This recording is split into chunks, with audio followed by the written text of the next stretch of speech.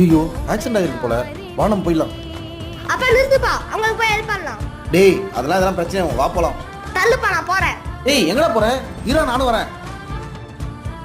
அச்சுச்சோ அங்கிள், அப்பா வாப்பா இங்க. இருப்பா, தண்ணி எடுத்துட்டு வரேன்.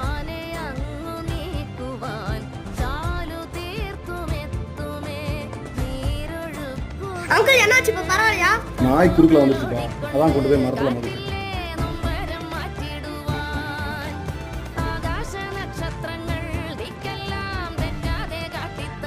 விடுப்பா விடுப்பா, ஒன்றும் இல்லை.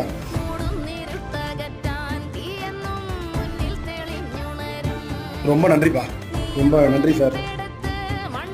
சூப்பர் ஹரி.